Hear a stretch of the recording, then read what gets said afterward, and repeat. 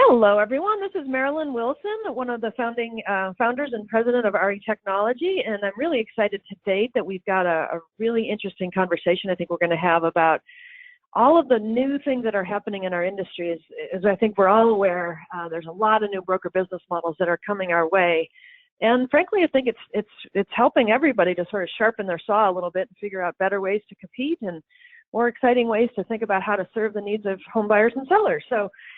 So with that, I am going to turn this over to Christine Sugimoto, who is from DocuSign, and she's going to take us through a whole conversation about, how is the dynamic of the broker business model really changing, and what are we seeing? And then after that, we're going to talk to Erica Ramis. She's from a really interesting brokerage in Pennsylvania that's doing some really interesting things with technology as well. So I'm going to turn it to you, Christine, if you want to take it away, and then we'll come back to you in a little while. Thank you. Great, thank you, Marilyn.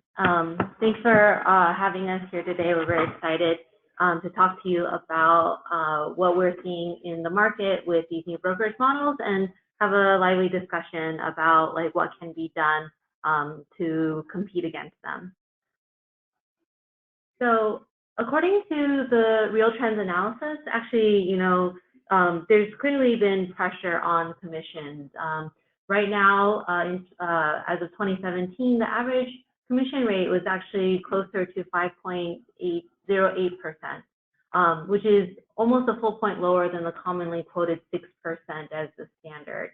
And this trend is showing up in NAR's 2018 member profile, where they've actually seen that the median gross income for a lot of realtors has dropped 6% from 42,500 to 39,800 within the year. And so you can see that obviously the pressure on commissions is translating into a decrease in income for a lot of realtors. And this not only affects the realtors, it also affects the brokers, right? Because many brokers have a business model that's based on some sort of commission split, either fixed or graduated. So there are multiple reasons, though, for this downward trend, and some of them are macroeconomically driven, and some of them are driven by competitive pressures. But on the macroeconomic front, right, we know that the mortgage interest rate has increased within the last 6 months and such, and is starting to. There's also indications that there may be further increases down the line. And then we also know that, we are also at a historically low inventory for homes for sale. And that is still coupled with a very strong demand from homes for buyers. And to compound everything, there's been a 12.3 decrease in housing starts due to rising construction costs and an intense labor shortage for those buildings.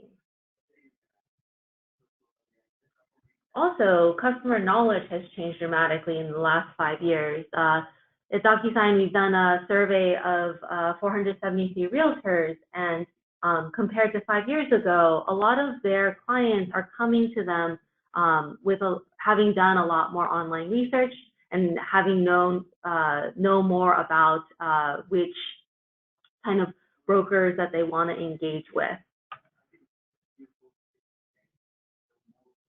So, with all these competitive pressures, with all these macroeconomic trends, there also have been several new brokerage competitors that have entered the space. And all of them are innovating and tinkering not only with technology, but also with the brokerage models themselves. So a lot of folks, there's been a lot of news about Compass lately and all of the funding that they've raised. But actually, the way that they structure their business model is still pretty traditional, having a 2.5 to 3% listing fee. But what they do is they offer signing bonuses and a more generous commission split. And we can see that they want to offer that and make that a sustainable business model by pushing technology into their brokerage so that all of their agents can operate more efficiently. We can also see other brokerages also have the same idea with EXP, but they have, again, a much more generous commission split where it's 80-20. But what they've done is that they've cut the overhead costs. So they are a virtual brokerage, so they are able to offer those different splits based on the fact that they no longer have the overhead of a lease for office space. Then there's also the compressed commission fees for sellers. So these brokerages are actually offering just a lower listing fee. So Redfin often touts they have a 1.5 listing commission, but at the same time, they're still honoring the 3% buyer commission. The difference here is that they are also using technology and they are have salaried agents, right? And so that's how they balance that piece. They gain the efficiencies through technology, and they've changed up kind of their incentive models. Another interesting brokerage is REX. They're a lot smaller in the Southern California area, but what they've done is they have a 2% listing fee and a 0% buyer commission with salaried agents. And in this scenario, the reason why they can eliminate the buyer commission is because that they are using AI to source and find buyers rather than going through a traditional MLS scenario. Then we've also heard a lot about Purple Bricks. Purple Bricks actually is coming from the UK, and they've also entered the US market as well. And what they have structured is a flat fee. And so with that flat fee, the tout is to bring in more folks, to compete to get those listings, but they, again, still have their 3% buyer commission. And that's really how they're looking to differentiate themselves, is to offer that flat fee. And they aren't the only one. There's a lot of other regional players who are also tinkering with flat fees as well. And lastly, the one that's kind of on the spectrum of most innovative is Open Door and OfferPad. And these companies are looking to actually purchase the properties themselves, and in some cases hold them or renovate them to be sold later. These companies, they operate in a very specific band, so they won't be necessarily looking to purchase like from the whole suite, all the way from like lower end properties all the way to multi-million-dollar homes, but they have carved out a very tight niche for them so that like their business model works. And so what this means is that obviously there's a lot more competition where agents are competing more fiercely for listings, and that's one of the reasons why there's downward pressure on commissions. And so what we've seen from these examples is that these brokerages, they differ in their fee structures and how they compete, and they've carved out their own niches. But there are several common threads between these brokerages. And the first common thread is that they actually still recognize the human element in a real estate transaction. So they are still leveraging agents within their model to provide that like interaction and like personal service to clients. But the other big thread that is still that runs between all of these brokerages is that they are heavily relying on technologies to decrease overhead, right, from office spaces, eliminating file storage and printing costs and administrative costs. And they're also at the same time gearing to improve agent productivity to ensure that their model, that their brokerage model survives.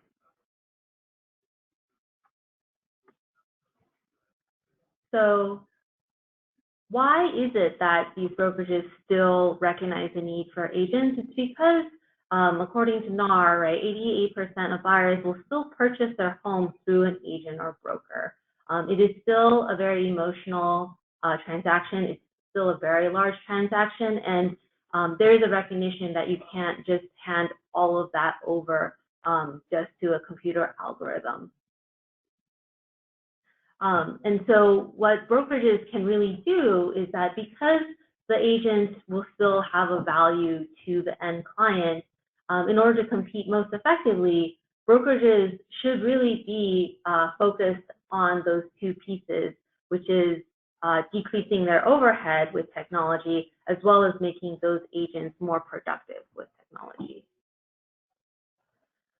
So then the question really is around, you know, what can you do to choose the right technology for the brokerage? And what we'll introduce here is 5 steps for evaluating whether or not the technology is right for you. So first of all is about determining that client experience that you want to create, and what is that niche? What is that differentiation that you offer that's different than everyone else? And Erica Ramus will be able to tell you a little bit of how she's done that for her office. Second, take an inventory of the technology systems that will enable that client experience. And it's very difficult to roll out multiple technology systems at once. So definitely prioritize which one will give you the most value and make the biggest impact on the client experience. Third, based on those criteria, you'll want to actually evaluate and select technology providers. You know, compare against each of the different providers to see what is it that they offer, what is their position on ownership of the data, what is their ability to connect to other vendors, because you're going to want to have all of the data flowing between each of the systems. And then comes the more challenging step, which is developing a change management plan and deploying. We often know that it's very difficult for folks to adopt technology, and so having a plan of how you're going to drive that adoption with your office is key to success. And lastly, it's then about once your office has become comfortable with using those technologies, and folks are starting to see the value of it, it's then going back to your map and understanding what's the next piece of technology that you believe will really make a difference in either cutting your overhead or improving your agent's productivity, and then seeing if you can integrate the two together so that you can further achieve office efficiency. And the benefits to are definitely there. In terms of what we've seen from our clients, we have a client using DocuSign transaction rooms who has been able to increase their agent productivity by 20%. And their administrative staff has actually cut the time to prepare their documents by 50%.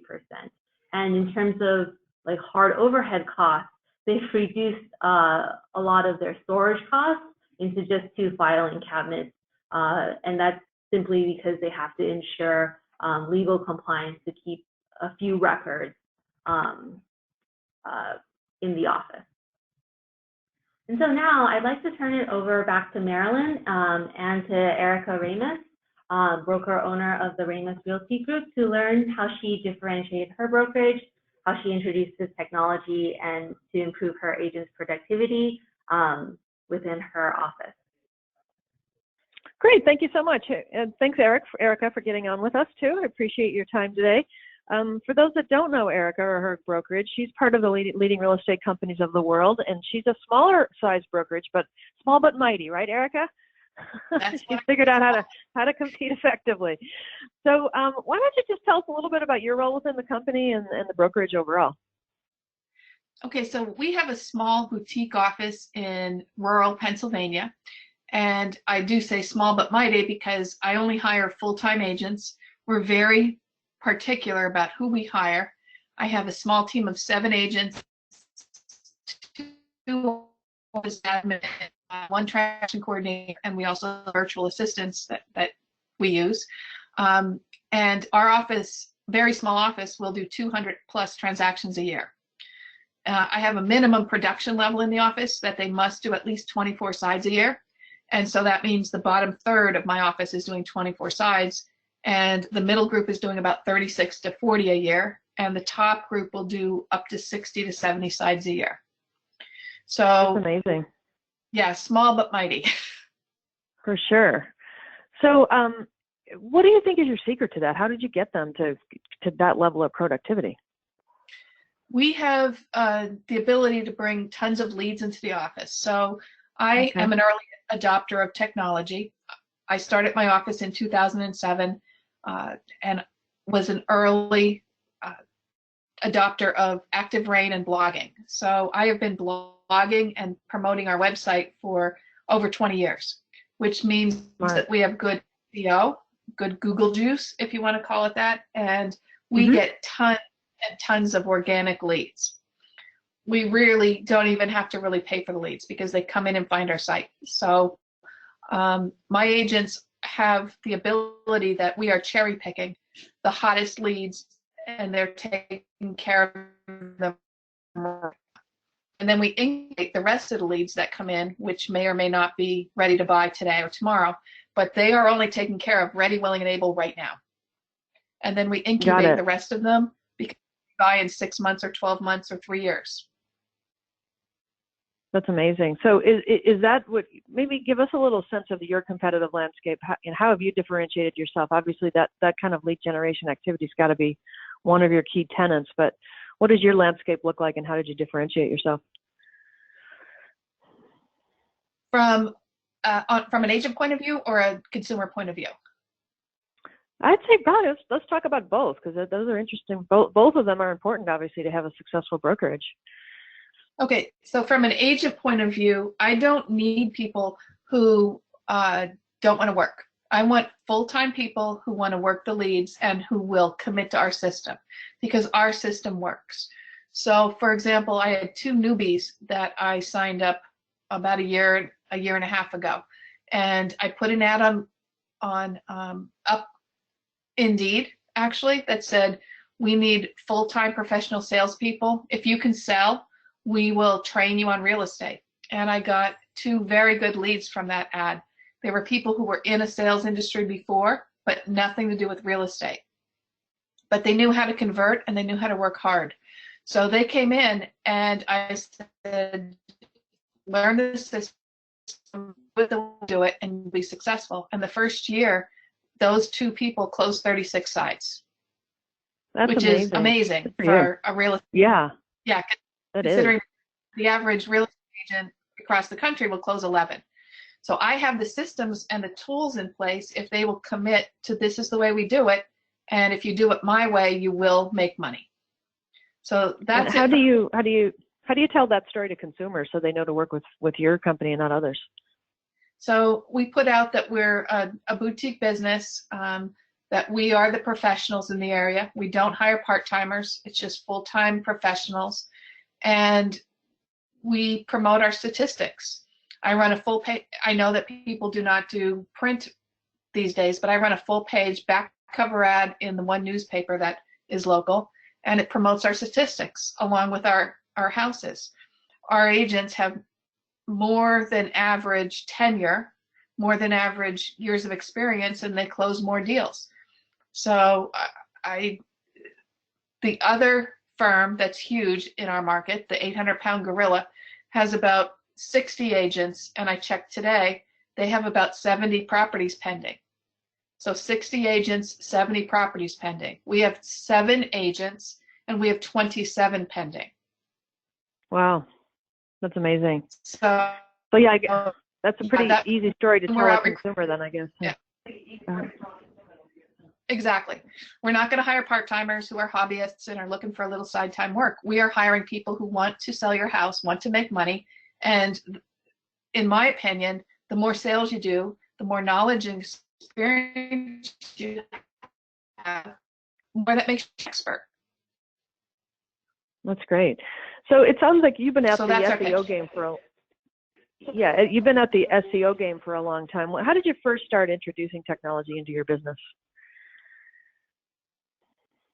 Well, I was in it. I'm an early adopter and I'm a geek at heart. So when zip forms and the online forms came out years and years ago, our company, the company I was with, I did not have my own company. The company I was with was still doing paper and carbon. And I paid for my own way to buy into the zip forms platform. And I knew that was the technology of the future. And so I have always been into what is going to make us faster, better, stronger.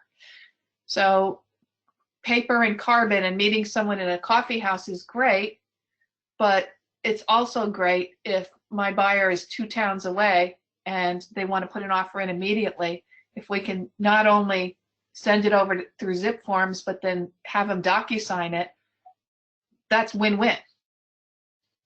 You got it. Yeah, so that's a logical place to take get it. Sent over. Gotcha. Yep. So I was onboarded, and as soon as the online signing capability, I paid for it myself as well, even though the company wouldn't pay for it, because someone in my office one time said to me, your buyer's in a block away, just go get it signed. I'm like, no, it'll take 5 minutes. He can sign it here, and I'll have it over to the listing agent in 10 minutes. Gotcha. So I just believe in making life easier for not only the agents, but also the consumers. That makes sense. And with the agents that you mentioned too that you just hired recently, did they buy into sort of the same mentality, or is that something that you screen for, as someone that was willing to try new technologies and willing to jump in and understand how they can help them be more efficient? Yeah, I'm screening for that.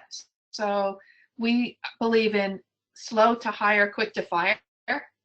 So even if someone says the right things and says, I want to do it, I want to do everything you say, I want to be successful, if they sign on to our office and it does not become true, and they do not sign on completely and do things the way we do them, we're very quick to let people go, because we're looking for a culture that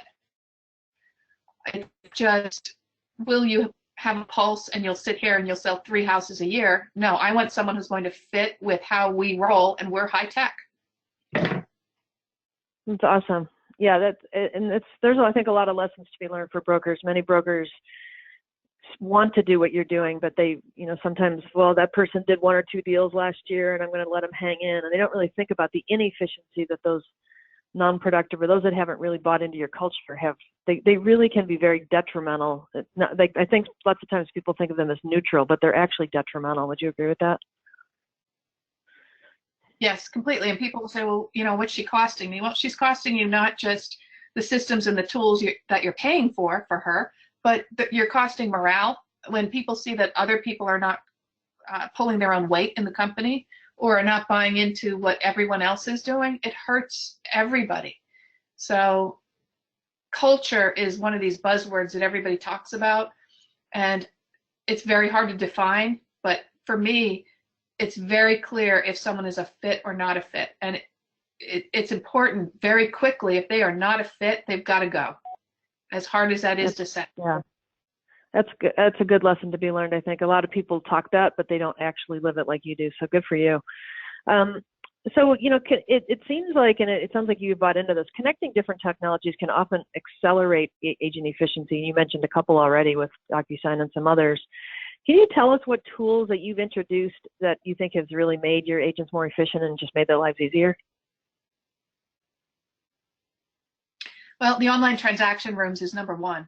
Easily the transaction rooms and the online signing, because we're in a rural county and it's widespread, it's huge. And actually we have agents in 2 counties in Pennsylvania. And so they do not physically have to come to the office every day. I do want their files in the paper files in the office, and also paper files in zip forms and DocuSign. But because of transactions and the transaction rooms, it's very simple for everybody to be on board.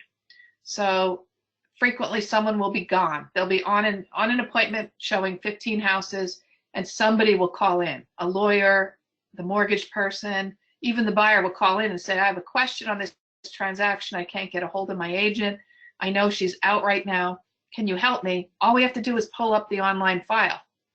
And we can see all the addendums, we can see the inspection reports. I mean, that is so different than 20 years ago. It makes it so much easier to have everyone on board. And the same thing with all these checklists that we've now implemented. Same thing, we do online checklists that people can see so-and-so is supposed to do the inspection report on Wednesday. It's not in. Where is it? Gotcha. Yeah, that's interesting. And it does, if you really like to sell too, most salespeople, even the ones that are the most well organized, they would much rather be on the phone talking to someone, right, or being in the car riding around than they would doing paperwork. So not only can it help you with the efficiency, but it probably helps them free up time to do the thing they really like, right? Exactly. And we have people in the office who help at any given stage for any pieces of the transaction that they are not available for, or they don't have time for, or even that they don't like. All they have to do is make sure everything's in the transaction room. The notes are written very clearly on what to do, and somebody else can pick up the next step. So that's so different than it was years ago. It's beautiful. Yeah, it's just a lot easier. Okay, so it sounds like you've handpicked your team. So this may not be as big a challenge for you as it is for others, but when we work a lot with brokerages, we hear all the time that they bring in beautiful programs, things that they think make a lot of sense, and then they really have a tough time getting their agents to adopt. So what steps did you take to ensure that you could get high engagement during the change over to some of these, new programs, and make sure that people keep using them over time and not just do a one-off and then stop?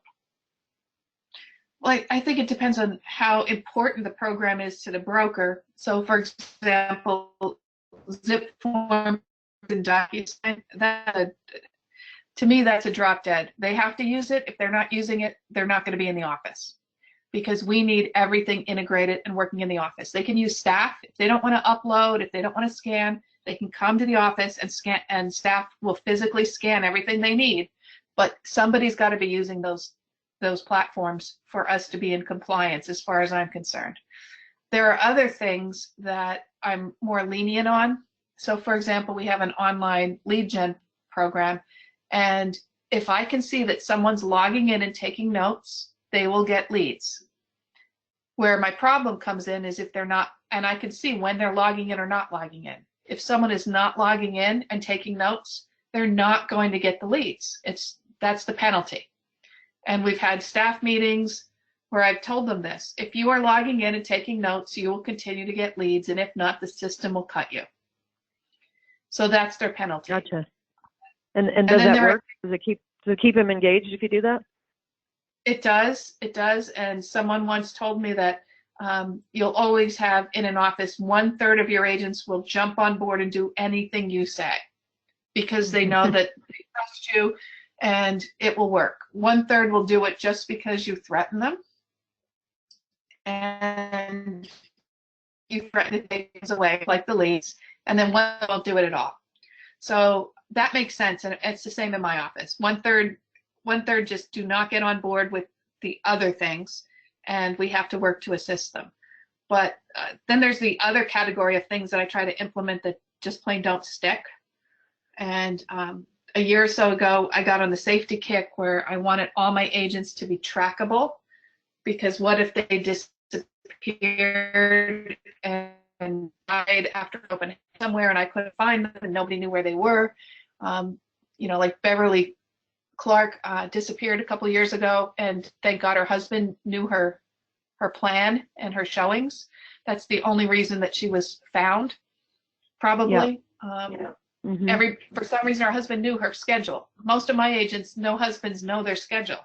So I had a GPS tracker app that they were allowed to download on their phones, and it was implemented kind of like for truckers, where you would start and stop the app when you went somewhere. And my brilliant theory was, if they got to the house, they went to the showing, they would start the app. When they got back in the house, they would stop the app. And I thought it was great, because I would know where they are and when they left the house and that they were okay. Only after 6 months of trying to make them use it, not one person logged on or used the app. So I just gave up. I mean, it was a perfect safety app for a broker, but the agent felt that it was kind of creepy. So Gotcha. some things just plain don't stick or don't work. If they don't want it, you can't force them to do it.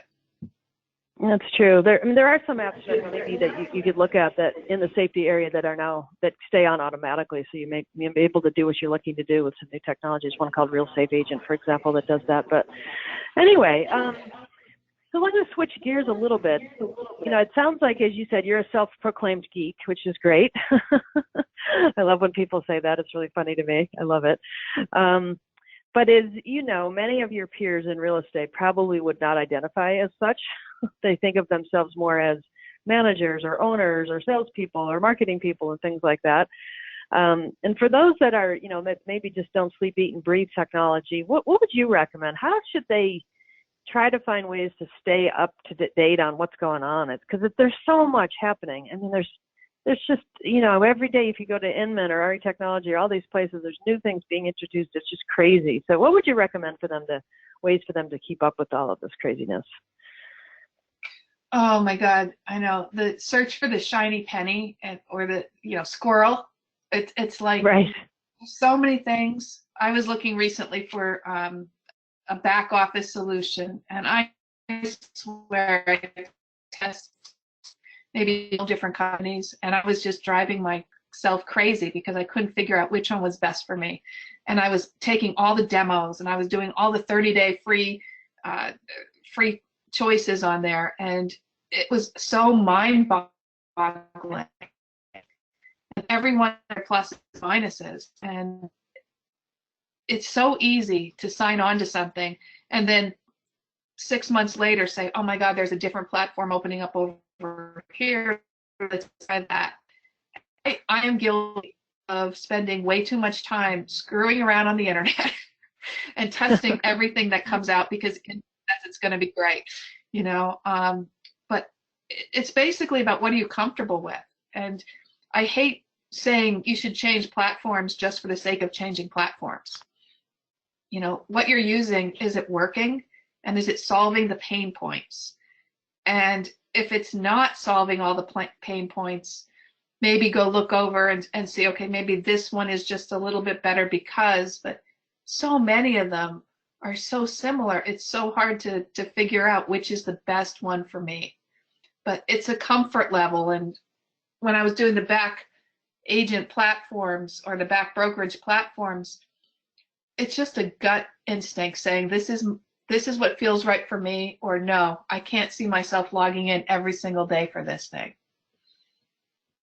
Well, I think you bring up a good point earlier, and this is where I sort of come out is brokers struggle, I think, well, I've got to have the latest and greatest because I have to differentiate myself from someone else. And the truth is, it isn't necessarily, and this is my opinion, I'd love to get your perspective, it isn't necessarily that it's the latest and greatest. It's that it's a tool, number one, that you can actually execute, right? And it's a partnership with a company that has great training and great support, and the user interface is easy to use, so it makes it easier for people that don't live, sleep, eat, and breathe this stuff to get into it. So it isn't necessarily the latest and greatest. It's always the best. It's the one you can really execute. Would you agree with that? Yeah, it's just like, how many people say, what's the best CRM? And we all know what the answer to that is. The one you use. So you can download or pay for a $10 a month program or a $99 a month program. It doesn't matter. As if you use it, that's the best program for you. And it's the same thing with all these tools. And I found myself buying into technology and thinking it was fantastic and offering it to my agents and finding out they don't really care. Honestly, they just want to sell. They want to do their job. They don't want to log in to one more portal every single day. They need the MLS. They need the CRM program. They need zip forms and DocuSign to make a transaction. If I give them one more bell and whistle, that doesn't mean I'm going to be a great broker. And that doesn't mean they're going to stay with me. They want, in the end, they want the tools to support themselves and get the transaction done. And they want my mental support.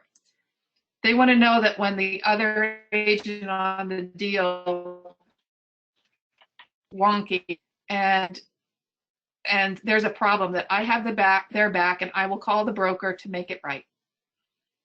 They don't necessarily want me to pay for or buy that one more tool. So given that, it sounds like, give us your short list. If you said these are the things that you think that broker or that agents really care about and that really help them, what do you put on that short list? What types of technologies? Well, obviously they need their forms and their signing program. So they need, in my world, we need zip forms and DocuSign, period. That's how they make their transactions. They need access to the MLS, brain dead. They want someone who has their back, ultimately. When they call me and it's 7 o'clock at night or 7 o'clock in the morning, they want to know that their broker is there, whether it's a bitch session about another agent that just did something wrong, or if it's, I have a problem with the transaction, tell me what to do. One of the biggest issues I hear all the time is, I can't find my broker, or I left my broker a message and they didn't call back yet, what should I do? So they want to know you have their back and you will support them and you will help them when they need help. They want marketing too. Nobody wants to make their own flyers. Nobody wants to put their own ads out. So my goal is to have all of that in place. So we have checklists. Actually, we use Trello for our checklists. We have virtual assistants, and every listing has a Trello board which shows the status of every property in the marketing. And they want to know that they bring the listing in, they bring the buyer in, and we're going to do the rest so that they can get in the car and go do the next deal. Now, they don't want to be there. Yep.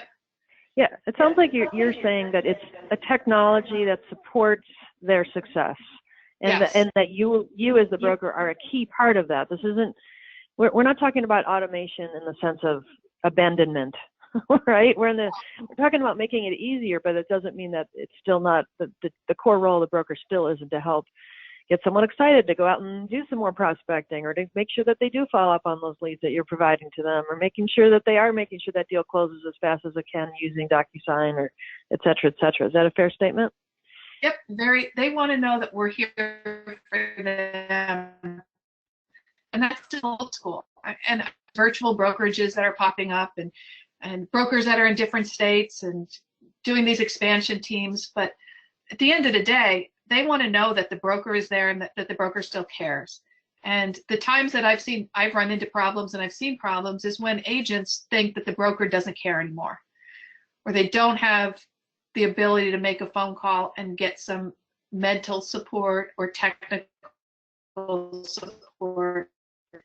So my goal is to provide everything we need technologically to deal together, to market the property, to do everything we need to get the house sold, and to have their back if they need to call and vent. So it's like new school plus old school. Gotcha. Well, and I'd love to ask you about the new school. So earlier, Christine took us through a variety of new business models and new brokerage models. Are there any of those that really worry you? And if so, what are you doing to make sure to protect yourself against them? They don't really bother me. They bother me from a perspective of compliance. So for example, we are seeing some online models where the broker is hundreds of miles away, but there's an office locally, and someone is unofficially in charge of the office, even though they don't have a broker's license. And what we're seeing is sloppy contracts and a lack of understanding of the law operate technically. And so it bothers me from a legal perspective. It doesn't bother me from a fear that my agents are going to go there or that consumers will even go there. I just worry because I'm an instructor, I'm a writer, and it really bothers me from a professionalism standpoint that there's someone running that office who has no oversight and a lack of knowledge of how things need to be done legally. But we're always going to see new business models. I'm not worried about it taking my clients or agents. I just worry about what happens legally when things go sideways. Interesting. Yeah, that's a good point. If someone isn't as close to the market, and even just the local, you know what's good and bad about each neighborhood, and there's a variety of things that you don't know if you're not local. So I could totally appreciate that. So I'm going to just kind of ask you to put on your crystal ball a little bit for a second. So obviously you're a tech-forward broker.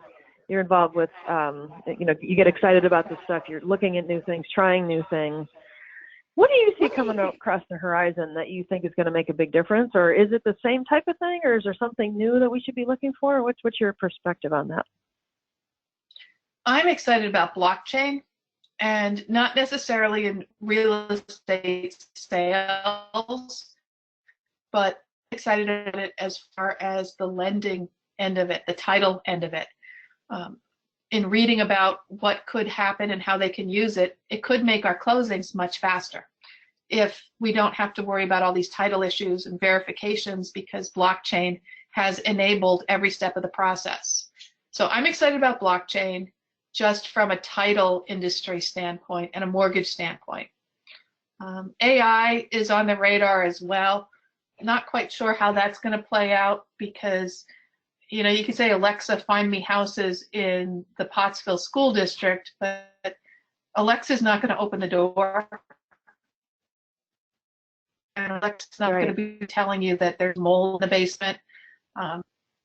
So I think it's there, and something is going to happen with it, but I don't think it's going to hurt us as much as people are worried about. Gotcha. See, you think that the blockchain and things like that, kind of along the same lines as what Zip Forms and what DocuSign is doing for you today, is going to potentially make the process either go more quickly or more efficiently, which is going to make everybody's life easier and hopefully more profitable. Right. And it's not going to rule out agents. I mean, there will always be a place for agents. And I'm not worried about these iBuyers. I mean, iBuyers are a different sort. To me, they are a totally different kind of buyer. And they're not my everyday buyer. So same thing with the sellers who would sell for someone quicker, want cash 20% under value. Okay, go do it. It doesn't bother me. I'm not nervous about that at all. Interesting. Okay, and I'm going to be a go place back for to someone, first-time home buyer. Go ahead. Go ahead. Sorry about that. We're getting a little delay on our line here. Sorry. So, the whole idea of efficiency, and I hear from agents, even some of the most diehard paper-driven agents, that once they make the crossover to forms online, and then signatures online and transaction management online, that their life is so much easier. But it's kind of what I've seen sometimes is it's sort of I don't know, it's just difficult, because the person that probably would benefit the most is usually the one that's the most busy. And so they're like, well, I'm too busy selling houses to worry. And you have a lot of those. It sounds like if you're selling 60 or 70 houses, they're busy. How do you get those people that are amazing salespeople, that love their customers, that are doing a great amount of business, but they just don't seem to be wanting to make the time to go from that, the sort of old way of doing things to the new way of doing things? What moves them off the dime and over to the other side, would you say?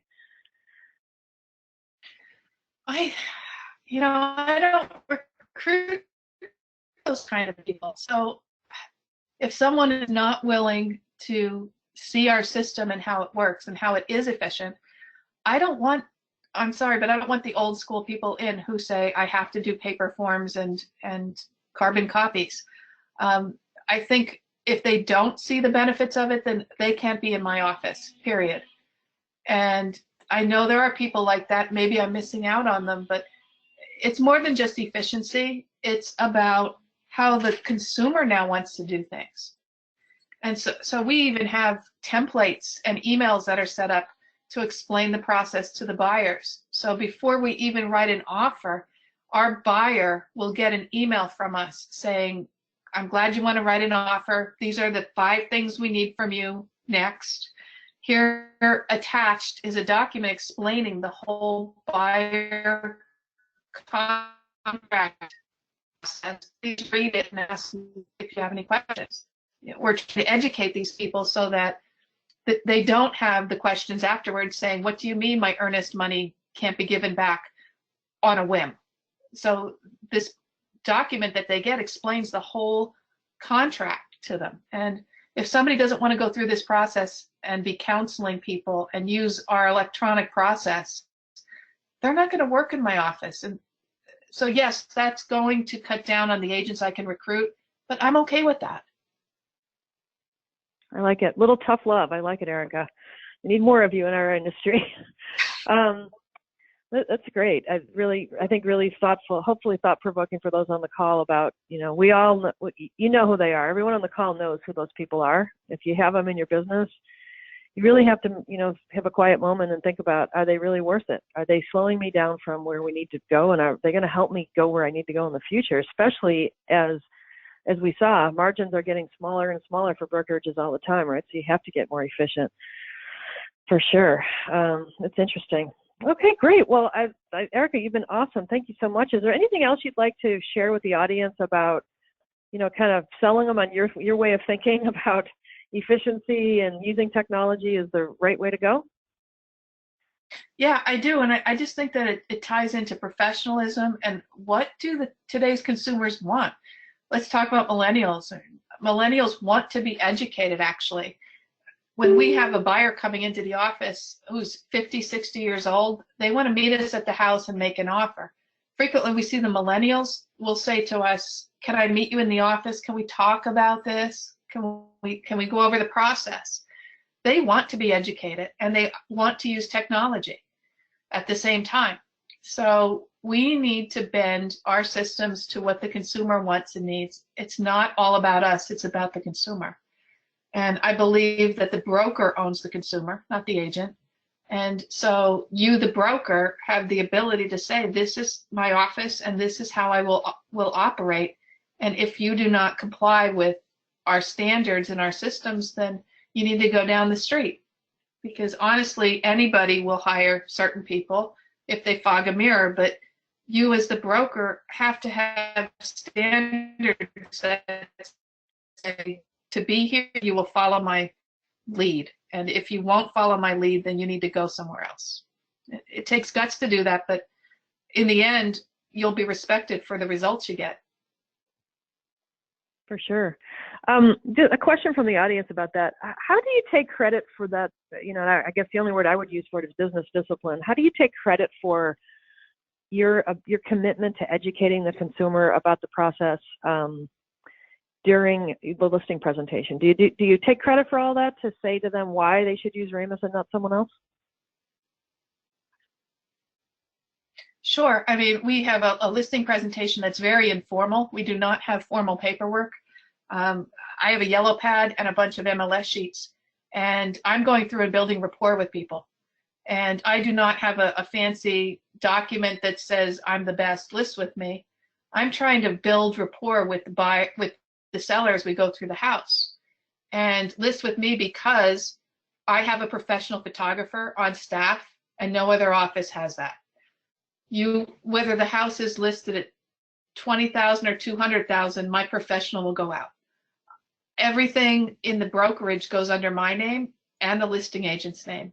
And we work as a team because we're small enough to work that way. So I have the systems in place and the email templates set up through our CRM that they just go out and educate people every step of the way. There's a thank you email that goes out immediately saying thank you, we're going to market your property, blah, blah, blah. The next one is your property is live on the MLS. Take a look at it. Tell us if you have any changes. The next one educates them on showings have started. You may or may not get feedback, blah, blah, blah.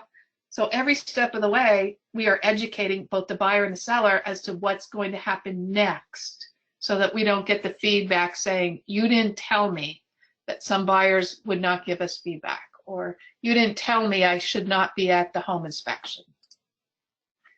That is a really smart thing to do. We do our other company, Wave Group, we do a lot of research, and we find consumers talk a lot about that many times they felt like they knew a lot more about the process after the fact than during or prior, and they really give agents credit that are willing to take the time to help them feel comfortable throughout the entire thing and help them understand what's coming next. So great thing to do. We did get a question for you more on just logistics of how you do things. Question was, do you use DocuSign Broker Edition or Trello boards to track transactions, or both?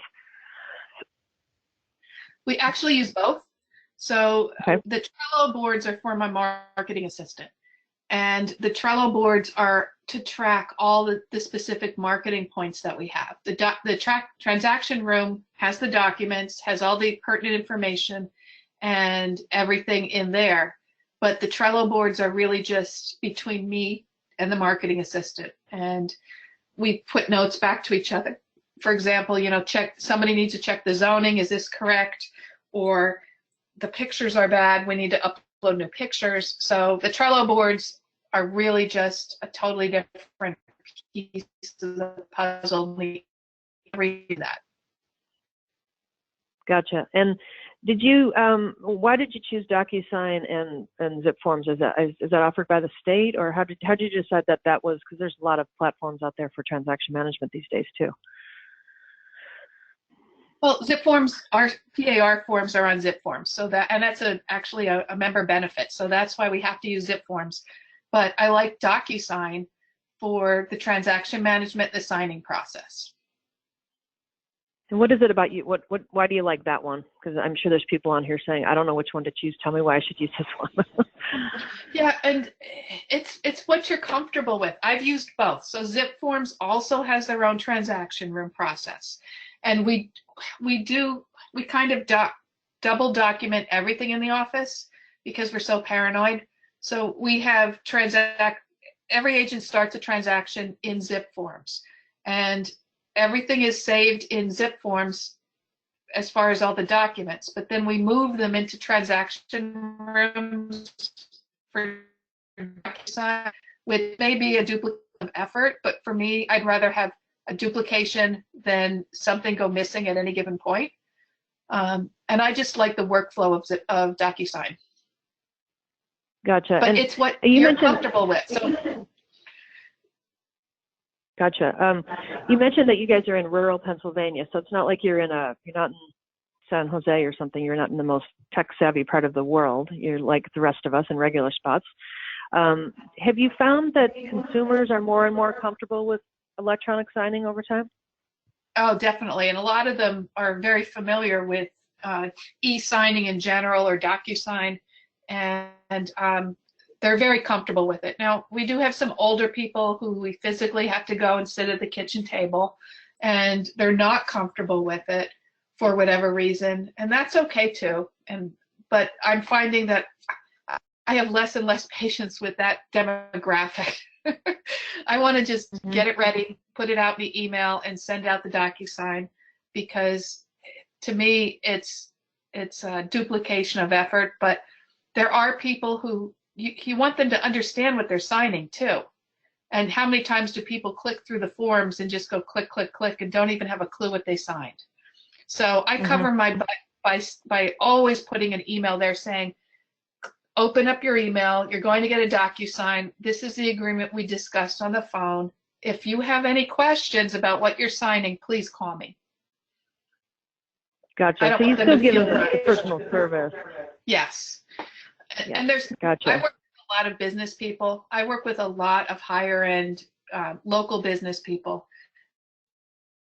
And I'm not worried about it. If I am worried that someone's understanding what they're signing, then we walk them through it or we meet them in person, because we don't want them to say, I didn't know. Gotcha. Okay. So I don't see any other questions. I'll give it a minute. If anybody on the call wants to ask Erica and or Christine a question, I'll give you a second, and if not, we can tune off for the day. Okay, I don't see anybody else coming in with questions. Yeah, we've kind of already been answering them with you before. And if you want to switch, Christine, do you have any information about where, if someone wants any more information about presentation you did today or about DocuSign, is there a place where they can contact people? Yes, thanks, Marilyn. So obviously, if there's any sort of interest in DocuSign, we can be reached. You speak to one of our sales representatives. We also, in that 5-step tech principles, if you want to get the full tech guide, you can follow this bit.ly link, which will take you to the full guide to help you understand how to select your tech stack, as well as go into each of the different 5 steps. And I just also wanted to add to, DocuSign, we really want to help make those folks the agents successful and have the brokers be able to run their office most efficiently. So that Bitly link will also take you to our website where you can download other sort of content, see a demo of our product, see how transaction rooms can work with a form solution like Zip Forms, or pour over information from an MLS aggregator or publisher like Homes.com. So thank you so much. Awesome. And we just got a couple of questions as we were holding there for a second. I think this is for you, Erica. Question is, do you use encrypted emails in your brokerage? Oh, she might have gone away. Go ahead. I'm here. Go ahead. I lost the screen. I'm sorry. No, I do not use encrypted emails. Gotcha. And the second person asked, how many agents did you say that you have? Because you said you are small enough. They were wondering how many again that was that you had in your brokerage. Yep, I have 7. And my theory is I would like to have 10 to 12 eventually, but no more, because above that number, the way I run the office, it's very high touch, very high coaching and one-on-one with the agents every day. So more than 12, I think, would get out of hand for me. Yeah, I mean, if you think about it, like in a business, like 12 direct reports is a lot of people. If it sounds like you treat them as though like you have direct relationships with each one of them. So that's probably a good number. I'm sorry, I cut you off. Do you have another comment? Oh, sorry, this is Christine. I just also wanted to address the question about encrypted emails. So because of the security concerns, obviously, like we also want to ensure that folks have an audit trail. And so within DocuSign now, you can actually add comments into the documents themselves, so that those comments will be securely encrypted, similar to the document itself. So that's another way that you can not necessarily have to use encrypted email or roll out encrypted email, but leverage the technology that you have to ensure secure communication. That's interesting. I did not know that. Okay, great. Well, everyone, thank you so much for your attention today. I hope that you enjoyed the session. And again, if you have any questions for DocuSign, 877-720-2040. And if you want to download the tech guide, we will also be sending all of you, as a thank you for attending today, a recording of the session in case you wanted to share it with anyone else in your office. And if you have any further questions or suggestions for upcoming webinars for RE Technology, feel free to reach out to me at Marilyn, M-A-R-I-L-Y-N, at retechnology.com. Thanks, everybody, and have a great day. Okay, bye.